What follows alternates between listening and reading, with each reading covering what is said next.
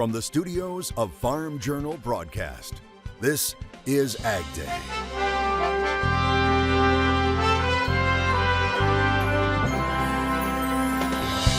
Helping some four-legged heroes. So it's a little haul down there, so you want to be prepared to keep the animal alive. How this program is helping protect canines who fight crime.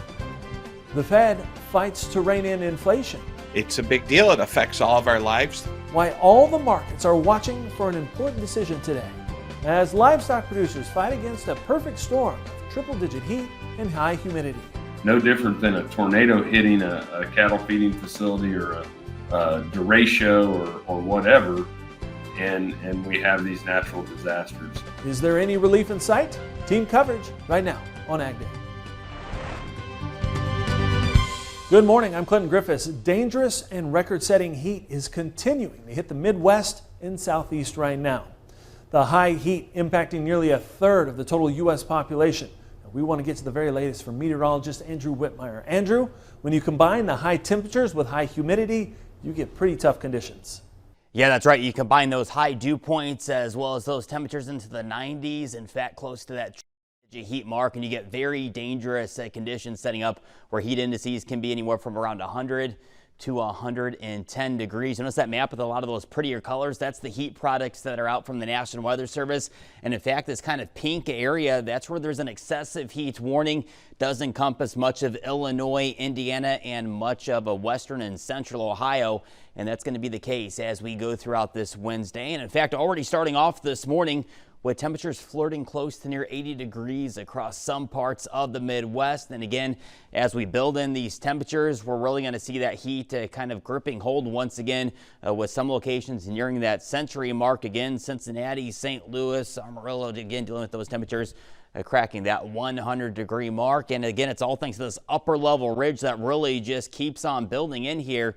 Well, eventually those start to see at least a brief cool down for some locations as we head towards a Father's Day weekend before more heat and humidity looks to build right back in to where it's already hot. I'll have more on your AgDay forecast coming up. The heat is proving dangerous right now, not just for farmers and ranchers, but their livestock. AgDay national reporter Michelle Rook joins us with an update. Clinton, with heat indices climbing into the triple digits in cattle feeding areas, there have been some reports of death losses. While we don't have a confirmed number, we know they were attributed to heat stress, and that concerns will continue to grow as the heat wave persists. Cattle losses like these are devastating for producers and happen even though they do everything in their power to manage heat stress in their operations. Dr. Dan Thompson of Iowa State University is a vet and leading animal health and well-being expert. Now, he tells me that the heat and humidity combined to raise the thermal heat index for those cattle and created the perfect storm. But during these bouts of extreme heat, the cattle can't dissipate the heat at night because there's not night cooling. And so this perfect storm hits, no different than a tornado hitting a cattle feeding facility or a derecho or whatever, and we have these natural disasters. And since the heat wave is expected to continue for a string of days, he says producers will need to continue to be on high alert to try to manage that heat stress. There's mitigation strategies that we place, whether it's nutrition, whether it's strategies for increasing water tank space, decreasing movement of cattle, all these different things we're doing on a day-to-day basis. He says feedlot managers and their crews have been putting themselves in danger to save cattle in the extreme weather conditions, hauling water and providing bedding for the cattle. And if not, there could have been higher mortality rates. And cattle producers work hard to keep cattle comfortable, not only so they perform at their highest level, but most importantly for their well-being. Absolutely. Thank you, Michelle. And with this heat continuing, that will be true for all livestock and poultry producers going forward. So what kind of impact could the cattle losses we're seeing right now have on the markets? AgriTalk's Chip Flory talked with ProFarmers Brian Grady about the situation. Now, Brady says the front-end supply is current right now at those feedlots. We're seeing the front end of the market, June and August contracts trading. I'll just call it about $134, and last week's cash trade was $140. So not only is there not weather premium, they are at a significant discount, in anticipation that we'll see supplies build seasonally here and those types of things. But the market definitely has not reacted to any of the death loss talk that's out there. Happening later today, the Federal Reserve is expected to announce an even bigger interest rate hike than was expected only a few days ago. It's reported it's now considering a 3/4 point rate increase, which would be the biggest since 1994 as it tries to rein in inflation. And there seems to still be no end in sight to the higher prices right now. Gas and diesel prices hitting another record on Tuesday. Gas now at $5.01 a gallon. Diesel $5.77. And the Labor Department reports the Producer Price Index surged to 10.8% in May from a year earlier. The index measures inflation before it reaches consumers. And then there's the S&P 500 on Monday, dipping at least 20% below its most recent high, signaling a bear market. Now, financial advisors are trying to remind investors not to panic. If it's your 401k money and you're putting money away that you don't need for 10 or more years, then these are the things you actually want to have happen. You want to have a 20 or 25 or maybe even a 30% correction into a recession. Wholesale food prices were unchanged last month after increasing 1.4% in April. I'll take a closer look at all of these economic forces at play when I talk with Tommy Grisafi coming up. It's hoped this could help reduce the cost of shipping goods, including ag, across the oceans. The House easily clearing a bill to overhaul ocean shipping laws. The legislation could outlaw ocean carriers from leaving U.S. ports with empty containers, something we've been keeping you updated on that has impacted U.S. ag exporters. Now, the bill, it goes to President Biden's desk for his signature. The American Farm Bureau Federation applauding the passage of the bill, saying some estimates suggest that farmers have lost out on more than $25 billion in ag exports over the past 6 months due to ocean shipping constraints. Some Republican senators are apparently looking at options that would block small oil refiners from having to comply with U.S. biofuel blending rules. As a first step, they're asking the Government Accountability Office to weigh in on whether an EPA decision denying more than 60 waivers falls under the scope of the Congressional Review Act. That act allows lawmakers to overturn executive actions by a simple majority if moved within 60 days. Senator Roger Wicker of Mississippi, Shelley Moore Capito of West Virginia, and Bill Hagerty of Tennessee made that request. Now, the U.S. Supreme Court ruled last year EPA has wide latitude to exempt refineries. Cases of highly pathogenic avian influenza are growing out west, while back in the Midwest, the outbreak appears to be easing. Michigan has now lifted a statewide ban on poultry and waterfowl exhibitions. It's been 30 days with no new cases of avian flu in the state. Meanwhile, new infection reports in Colorado are pushing total losses above 40 million birds this year, impacting mostly chickens and turkeys. USDA says this outbreak is now the worst since 2014. Roughly 6% of the nation's egg-laying hens have died. The Fed is scheduled to meet today, and it could be historic. We'll take a look at that coming up next. And later, helping our canine heroes, how veterinarians in Tennessee are giving back. Find farm equipment on Machinery Pete's June 21st online auction. No reserve, no buyer fees. Start bidding now at auctions.machinerypete.com.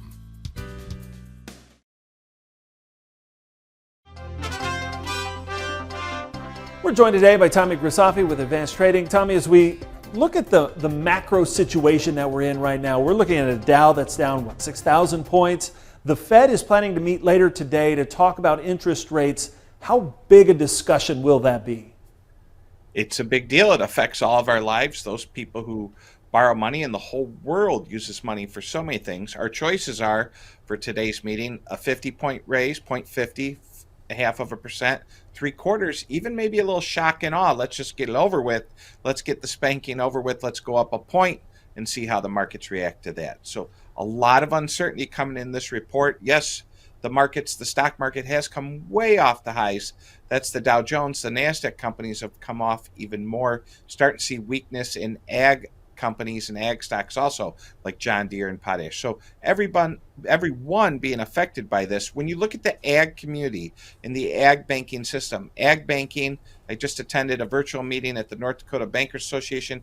Ag banks are strong right now. The American farmer is strong with capital, but the price of borrowing money is going up. It's not it might go up, it's going up. And the question we should be asking ourselves, how will this affect our business? Well, and I think that it is a big question because we look at what fuel prices have been continuing to set fresh records day after day. How does this trickle out across the farm economy that, as you said, is kind of with these prices where they are, holding relatively strong right now? We're looking for demand destruction. How high can fuel go before Tommy or Clinton says, we're not going that ride? When I say I'm driving to New Buffalo, we're going to go for a ride to Lake, where I say, heck with it. I'm going to continue to drive. I just continue to fill up and laugh at the pumps because this was so preventable. Well, let's not set policy here. Let's move forward. Demand destruction will occur. And how high will someone pay for a steak? How much will someone pay to fill up their vehicle, to go out for a steak? And where will you see the splinters first? I would imagine keep an eye on the restaurant sector, the high-end restaurant sector. You may see what happened during COVID, where people just eat more meals at home. So we're going to continue to eat high-quality food, God willing that you can afford to. But there's a certain part of the population, Clinton, you and I know so well, cannot afford high food, fuel, and fiber, and it's the largest tax ever. You put interest rates going up in that environment, and people who don't have a lot of money tend to borrow a lot of money. It's a conundrum. We're going to see how this plays out. It's never happened since you and I have been born, and I'm old, and so this is all new to all of us. Yeah, appreciate it. Tommy, thank you for the insights. I always appreciate the perspective. We'll be back with more AgDay coming up in just a minute. Interested in spending a day with a trader? Call Tommy Grisafi at 800-664-4383.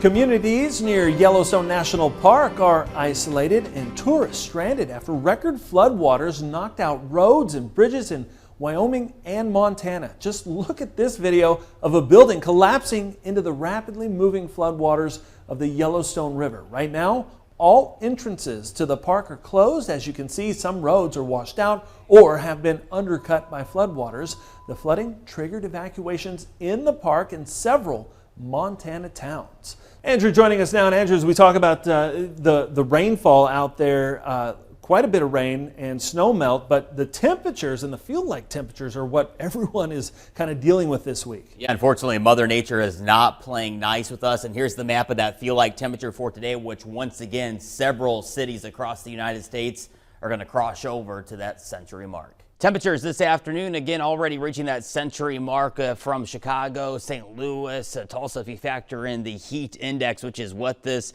is kind of encompassing. And again, this is what it's going to feel like on the skin out there. Very dangerous heat. Again, make sure, again, you're staying hydrated anywhere from Texas up into the Great Lakes states. And we're going to see, again, some of that heat trying to expand its way eastward as well as we head on into tomorrow. Here's a look at our temperatures for Thursday morning, waking up to some 60s and 70s. If you want more of that refreshing air, you have to go to the Pacific Northwest, where those temperatures will be into the 40s and even a few 50s for tomorrow morning. But check out this heat once again for Thursday. It's kind of one last day of that big heat across the Great Lakes, the upper Midwest, and then we'll see some of this heat trying to build back down across the southern plains before we'll deal with more heat and humidity kind of building back in right after Father's Day for parts of the Great Lakes and Midwestern states. Once again is why we do have these heat alerts out as we go throughout this Wednesday, and we're going to see some of that carry over into Thursday as well. Let's talk about the jet stream, as again, this is driving that heat and humidity. Again, we have this big upper level ridge, which again is setting record breaking temperatures across parts of the Tennessee, Ohio River Valley, Midwest to Great Lakes states. We'll eventually see a little bit of a dip in the jet stream, a little bit of a trough, and that'll help shut off some of the heat for parts of the Great Lakes states, but it's going to be relentless still down across Texas, the southern plains, where that heat is going to be kind of screaming, piping hot here. And this big upper level ridge is going to bring with it some record-breaking setting heat as we go into Father's Day weekend for parts of the plain states before we see that secondary ridge kind of building back on into places that are already hot today, dealing with another heat wave as we head on into parts of Wednesday. Let's take a closer look at some of our select cities for today. Hudsonville, Alabama, sunny, hot, 97 degrees. Slight chance of an isolated shower or thunderstorm. Iowa, sunny, hot as well, 96. And going over to Oregon, that's where it's a little bit cooler. Temperatures in the 70s. A California pork plant is scheduled to shut down. You'll hear why coming up next. And an important program that's helping these canines continue to fight crime. Your next piece of equipment is on MachineryPete.com. Search equipment from dealerships across the country to find what you're looking for. Only on MachineryPete.com.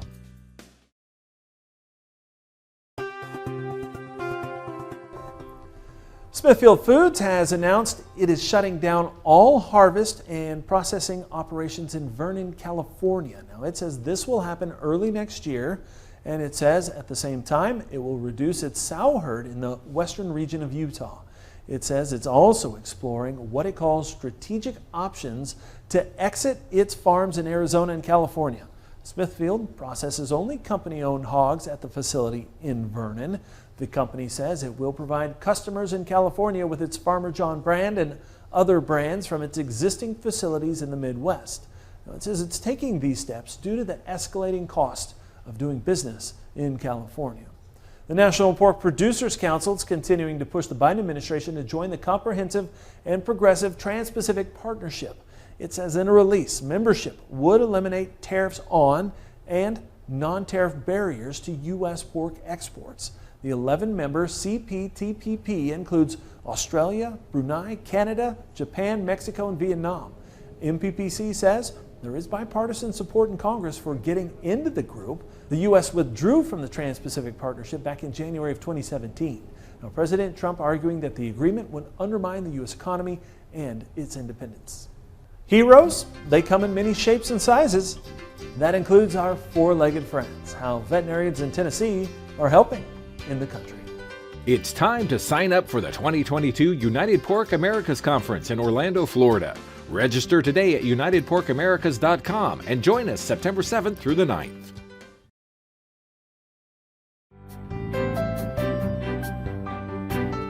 Our law enforcement and first responder canine friends can protect our safety and save human lives, but what happens when these heroic dogs are seriously injured in the line of duty? Charles Denny takes us to the University of Tennessee's College of Veterinary Medicine. Life-saving steps to keep a hero alive. Seconds are critical here, and so is calm. This injured dog isn't real, but the knowledge learned most definitely is. UT's College of Veterinary Medicine recently held training sessions for law enforcement and first responders on treating their injured animal partners. Sure, so we're teaching hands-on techniques that could be life-saving, such as CPR, how to appropriately respond to a gunshot wound, how to stop bleeding, how to do those types of things that normally, if it was a person, EMS personnel would do that in an ambulance on the way to the hospital. Time and travel to the nearest vet are important factors when a canine's life is in the balance, says Marlon Nelson with the Cleveland, Tennessee PD. Here he learns CPR techniques. Officer Nelson knows that often when these animals suffer a serious injury, it's the handler who must keep it alive until a veterinarian can step in. With us, we have our next 24/7 animal hospital a couple miles down the road near Chattanooga, so it's a little haul down there, so you want to be prepared to keep the animal alive, especially it's a human's best friend. The training was inspired by Kane, a Belgian Malinois with the Crossville Police Department. In 2017, Kane was stabbed while in pursuit of a suspect. Crossville police officers brought him here to the College of Veterinary Medicine, but the animal died from his injuries. UT's College of Veterinary Medicine has a proud history of partnering with law enforcement and the military to care for service dogs. If you want to see how combat gauze works, if you've never worked with combat gauze, you want to see them. Major Shane Chumler is a veterinarian with the U.S. Army and graduated from UT-CVM and completed a 3-year residency in emergency and critical care. He now cares for military dogs and was back to lead some of this training. Hey, if we're on a battlefield and a dog was just injured and now it needs care, what are the measures we can take place? What can we do to potentially save this dog's life? The bond between a handler and their canine is deep and special, and we need these gifted animals performing their duty. So it's essential to know what to do to increase their chance of survival if that situation ever becomes necessary. This is Charles Denny reporting. All right, thanks, Charles. And that's all the time we have this morning. We're sure glad you tuned in. From all of us here at AgDay, I'm Clinton Griffiths. Have a great day on the farm.